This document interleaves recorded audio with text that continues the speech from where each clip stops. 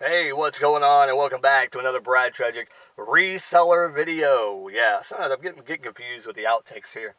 Um, I was saying like wrestling instead of reseller. Anyway, this is a reseller video, and I'm breaking these things down into these niches into different tip videos. I'm not going to go and talk about books, movies, video games all in one video, and then it'll just end up being like a 35-minute video. So it's not even needed.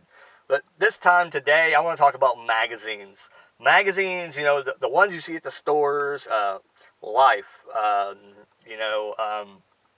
it Time, maybe in a tabloid, maybe something like that.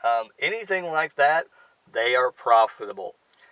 I can't give you a really good reason why. The reason why I think is because people like to travel. And some of these people, I think, they buy them when they go on a trip. They buy them when they know they're going to go on the airplane. Maybe they got a planned trip coming up in a couple months. Maybe they want to get a bunch of magazines that they want to read on the way, or maybe they just collect that type of magazine. Maybe they just started a subscription and that's like one of the issues they wanted to read that they didn't get it on that subscription. There's a lot of different reasons why they would buy a magazine. Um, maybe a certain topic they want to collect of that person. Maybe Betty White is on the cover of the magazine and they want all Betty White, or maybe Ninja Turtles is on the front of the Nickelodeon magazine and they want to collect that because it has Ninja Turtles on the front. There's different reasons why, and it's kind of the same with like TV guides. Like, I don't know if I would go into TV guides. If I had one, I probably would. If it was in really good shape, I would probably put it on FBA. I would probably sell it. And this is what I'm going to tell you. Most of the time I'm going to talk about this, it has to do with FBA. You can sell this stuff on eBay, and some things may be more expensive because of the type of magazine and maybe who's on the cover. That could come into play. But this thing, I'm talking about FBA. And if you go on FBA and you look up a magazine, for the most part, you're going to find every single thing on there. If it's a popular magazine like U.S. Weekly, People, even some of the ones like Esquire, it's one of them. I realize it's pretty common. I think now. Trying to think. Family Circle, I think, is kind of popular. That I wasn't even aware of. Some of these magazines I wasn't aware of until my wife started getting copies of these magazines, and I look them up, and they actually become quite profitable. Now, a lot of the magazines I sell for $10 a piece, and that is the price. So you're getting them either dirt cheap or super cheap. Then it's a good thing to get into.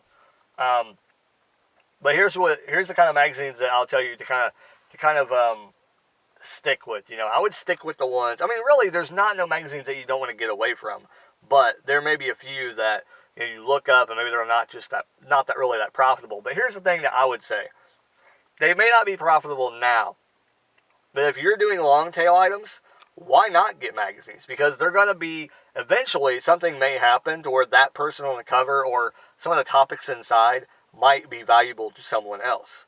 I know I've seen a lot of U.S. Weekly in there. I'll be honest, I haven't sold any. I don't think I've sold any of those yet.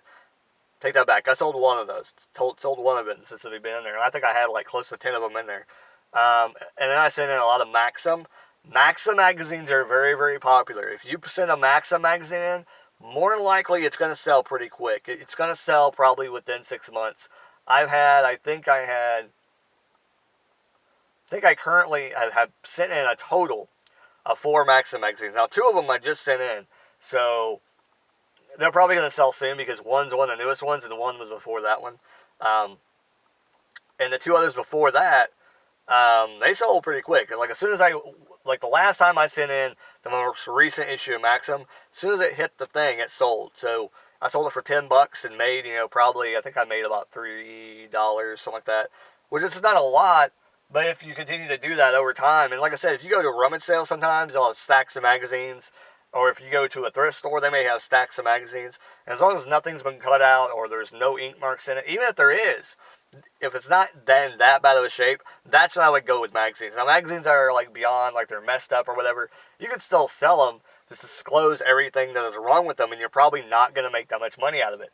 But you can still send it in and get it to the person that's going to enjoy that magazine. So that's something kind of like the picker vibe that Mike and Frank kind of do, is the fact that you may know you're not going to make that much money on it, but the whole point of it is to definitely, get it to where it can get back to a person that's going to enjoy it. And if you're not going to lose money on it technically, why not put it in there? If you're going to make 75 cents, why not send it in? You're going to make something on it. That's all that matters. 75 cents is 75 cents, and 75 cents you didn't have before. So if you're at least going to get your money back, I don't see any reason why you shouldn't continue to buy magazines and sell them. And what I do is I actually get these things called,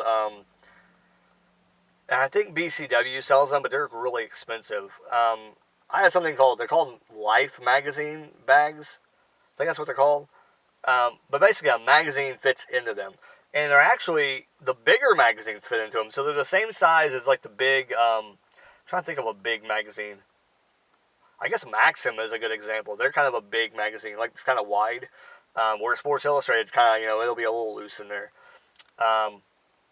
Wrestling magazines fit really well in there. So they fit a lot. And I've actually been using them for more than just that. I use them with VHS and everything like that too. I just bag them in there and I use a suffocation label sticker to seal it, and I use this one piece of Scotch tape to make sure the bag is sealed and everything. But yeah, magazines are really, really good, and they're very, very easy. All I do is if you get them with addresses, you can use your labels. You can your UPS paper, if there's extra space on there, you can cut little squares out, and you can use those stickers to kind of cover up the label, and just put, white label will be covering address in your condition note. That's all you gotta do. I think I sold every single magazine I think I've sold have had that problem with it, to where they were, originally they were somebody's magazine and they were shipped to them, they were subscribed to them and everything like that. Okay, I thought I seen like 3 different pizza trucks just drive behind me. I was like, that's weird. Anyways, but yeah, magazines are very, very profitable. So don't look past magazines if you see them somewhere. If you can get them for extremely cheap, like $0.25 a piece, it's worth it. Pick them up. If they're in good shape, if they're just like, if they're beat to hell, I maybe be like, I don't know if I'd pick them up.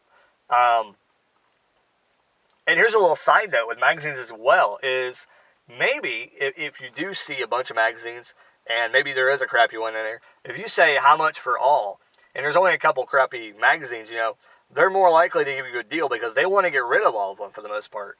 Usually they do. And if we're talking about a yard sale, they'll definitely do it. You may say, I'll give you $2 for the lot of like 30 magazines, and you get them all, so you made money like already. You've already made money. And if you have a few magazines that won't do it, you can clip out little things in the magazine and sell them for credits on Listia.com.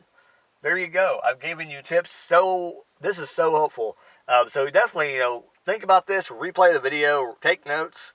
This is something that you really can make money on as magazines. I have, most of my stuff that I have in at Amazon right now is magazines right now. And it's, I've sold, I think, like 5 or 6 magazines so far. And that's pretty good coming from a guy that only has about 140 units in Amazon right now.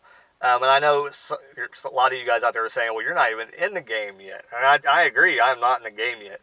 But I do know what I need to do to get into the game. And that's the thing that matters most of all, is that I understand what I have to do in order to get to that point. So with that being said, I think I'm going to cut the video. It's going to be really, I'm trying to get it from under 10 minutes or around 10 minutes. So comment down below, like, subscribe if you haven't already. If you enjoyed this video, I'll continue to give you more tips on certain niches. And next time, let me know which one we talk about next time. I'm aiming toward the ones that nobody really talks about. I did electronics. Now I did, so if you haven't seen the electronics one, check that video out. And I did the magazines today. And I did a little update too. So if you want to know more about what's going on with the channel in the future, check that update out. Thank you for watching. This has been Brad Tragic.